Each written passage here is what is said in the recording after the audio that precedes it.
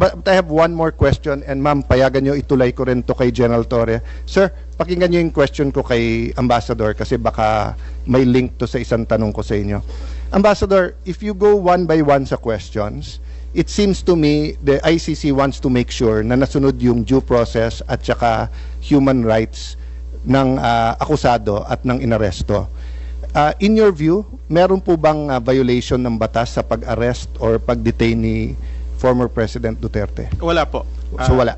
Opo. So wala. And you know our law, so walang violation. Opo. Okay. How about you, General Torre? May violation ho ba sa arrest or detention ni former President Duterte? No, sir. No, wala. Categorical wala tayong violate na law. No, sir. Okay. Can I read to you Republic Act 7438, an act defining certain rights of person arrested and detained under custodial investigation, as well as the duties of the arresting, detaining, and investigating officer and providing penalties for violation thereof.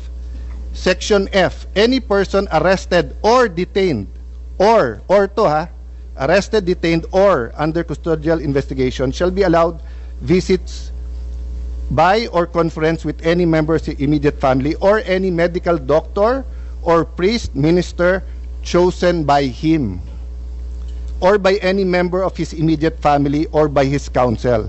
I saw the video, sir. President Duterte was asking for his own doctors. Ang sabi nyo, hindi, may dala kayong doctor na colonel. Tama po ba? That's one part, sir. Yes, so you did not allow him to bring in his own doctor. There's another video that will show that he has his doctors from the Cardinal Santos. Yes, and he was saying kulang yon kasi ano pa sila, di ba? Yung iba pang doctors, pero hindi na pinayagan. There's videos from outside, yung ibang gamit, etc. Correct, sir? So, you can answer. Hindi to yes or no. So, to your point, did you allow all of his doctors in or no? Sir, we have substantial doctor. I think we have complied with 7438, sir. Okay, it doesn't say here substantial. It says here... 7438, sir. No, sir. Ang sabi kasi dito, his choice, hindi nyo choice. Hindi nyo choice i-limit yung doctors niya. Ang sabi nyo, substantial. So, I will clarify. Were there doctors that he requested you did not allow in? Yes I was or not no? aware of that, sir. Okay. You're not aware kung meron pinapasok o wala. Kung meron siyang ibang additional doctors, But sir. I saw the video wherein you're saying 2-star, ako na nagdedesisyon, I will not allow VP Sara in. Tama? Yes, sir. Okay. Hindi ba siya anak? Ang nakalagay dito, the person's immediate family shall include his or her spouse, fiancé, parent or child, brother, sister, grandparent, grandchild, uncle, aunt, nephew, niece, etc. Ang penalty nito ay 4 na taon ata na kulong. Penalty clause. Any arresting public officer, employee, or any investigator who fails to inform any person arrested, detained, or under custodial investigation of his right to remain silent and to have competent penalty of not less than 8 years. So, ito, sa letter B, any person who obstructs or prevents any of his lawyers, any member of his family, or person arrested, detained, ayan, medical doctor or priest of his choice 4 years. So, sir, you prevented VP Sara from entering.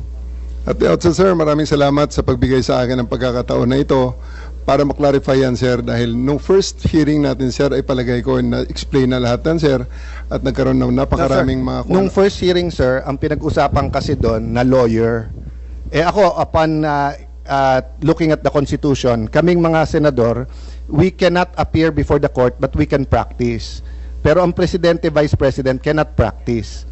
So, kasama na ako doon at yung ibang nagsabing abogada, pero nung nakita ko tong batas na to, nakalagay, pag anak, you cannot stop them from visiting. And nakita ko yung video, but sabi nyo nga, may kompleto kayong video, that's why I'm asking you, baka naman pinapasok nyo nang hindi ko alam. Sabi mo, 2-star, sir, ako na. Ako nagdesisyon nito, sir.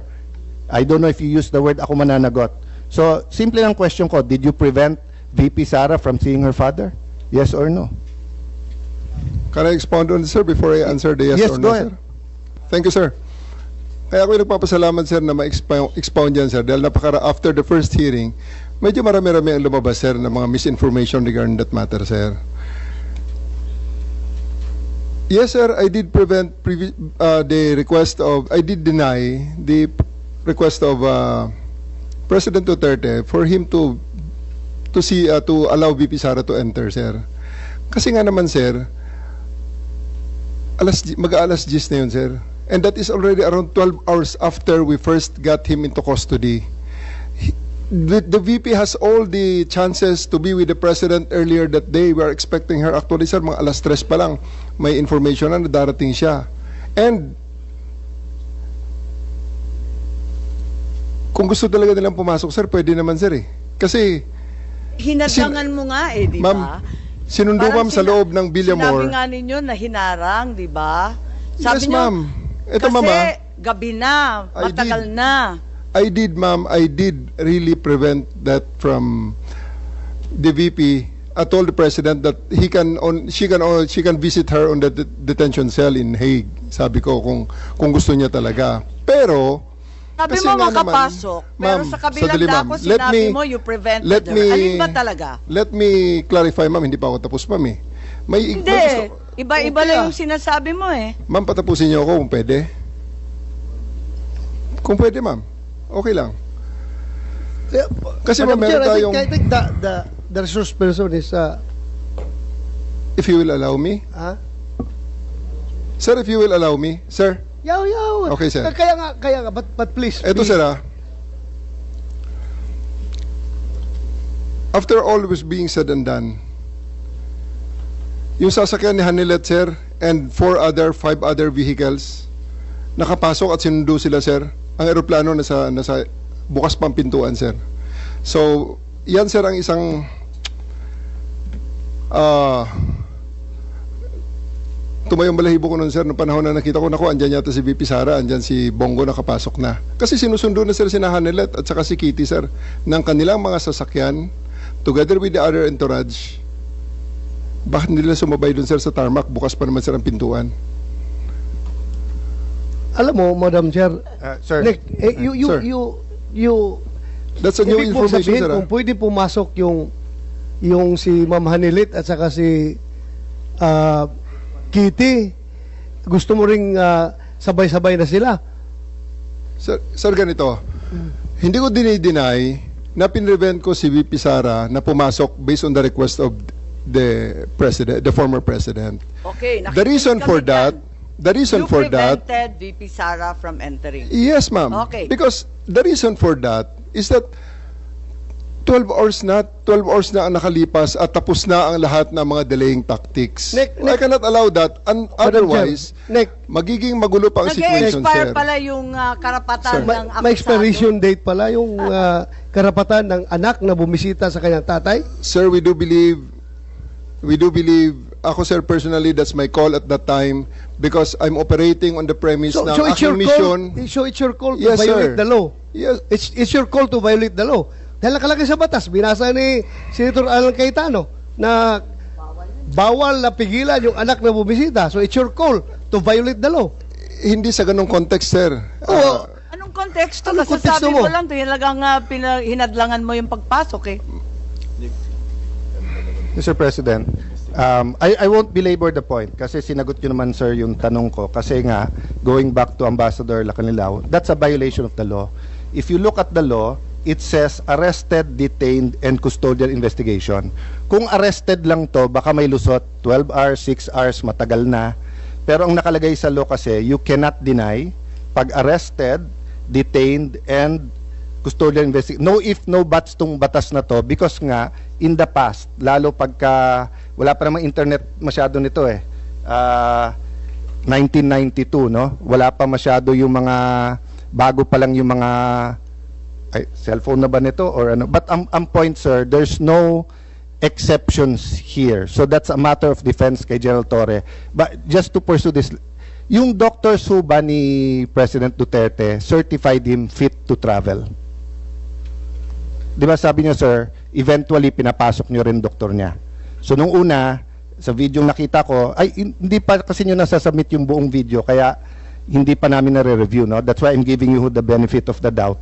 Kasi I'm not an eyewitness, I didn't see and even if I'm not an eyewitness, I didn't view the video, no? So dun sa nakita ko kasi, you were denying, the President was saying, you have to make sure I'm fit to travel. And then sabi niya, doktor ko, ang sabi niyo, may doktor na dito, it was a police or military colonel. So eventually you let in some of his doctors, correct, sir? Yeah. Did they certify that he was fit to travel? I believe, sir, on that argument, we can already No, take- it's not an argument. I was just Sir, asking. okay, sir. Did Sir- they certify that he was fit to travel or hindi sila tinanong were they fit to travel? It's not part of the procedure for his private doctors for that to do that, sir. It will be the government doctors who will be No, taking that's not that, sir. true, sir. Ang nakalagay ho dito sa batas, it can be his doctors. Magiging inutil yung batas if you invite your doctors and then they cannot certify. So, ang mangyayari nun, if they certify hindi pwede, sinertify ng government doctor pwede, korte ang magsasabi at kakasuhan yung doktor na nagkakamali. Hindi mo pwede basta't i-replace ng government doctor yung, so like now, no? If anyone here biglang nag-faint at sinabing hindi na siya pwedeng mag-appear dito, we have a Senate doctor. But if it's the doctor of the witness who tells us, we cannot immediately judge on the two. Kasi even dito po sa surrender, may mga tanong about being fit to travel eh. Na ang nakalagay nga eh, and even yung ano, baka mapahamak yung kapitan. Kasi kung titignan nyo po yung ano, yung Yes. pinirmahan ng kapitan, sa pinirmahan niya po may nakalagay doon ha. Saan yan? Yes, Senator Cayetano, kung pwede lang i-clarify, anyway, ano, ang nangyari, si Kitty, sinabi talaga na hindi pinapasok yung doktor. At sinabi ni Dr. Rosa Alensi na ang dating Pangulo, napakataas na ng kanyang diabetes, umabot ng 328, he needs to be admitted directly to a hospital. Nagkaroon ng diskusyon doon sa Villamor, pinatawag yata nung isang Colonel Dr. Donald Palma, cardiologist, na hindi siya nasa kalagayan na magbiyahe ng mahaba, pero pinirmahan ni Dr. Colonel Jonathan Rico, isa na namang Armed Forces Doctor, Commanding Officer ng Air Force, na pwede siyang bumiyahe. So, ibig sabihin, maliwanag na ang pumirma ng certification of fit to travel ay hindi kanyang doktor na napasok, kundi doktor ng AFP. Correct ba ho ang pagkakwento ni Madam Chair. Chairperson? No, Senator Go, just before, ito yung dahilan kung ba't ko tinatanong ha. Sabi nga ni SOJ, sub judice, meron na request, may petition for writ of habeas corpus. Ang aking concern ngayon, kasi ang bata, ang ginagaya, hindi yung salita natin, yung gawa. And I think ganun din sa batang pulis, batang militar, batang tanod, batang NBI. They're watching now. So what if someone was arrested in Tawi-Tawi? Can he be visited by his family anytime? And can his doctor, they say, hindi mo pwede ilipad ng Manila yan? That's why I'm asking all of this, because according to Ambassador Marcos, Lacanilao, walang violation. Sabi niyo, walang violation, pero apparent dito. No? So I just want to put that on record. Sana malinaw natin yan. Kasi may police, ano din eh, meron din po kayong, ano, di ba, revised PNP operation procedure. Pati doon pareho nung batas eh, pero parang hindi nasunod. So I submit to you and to Senator Bongo. Thank you for waiting.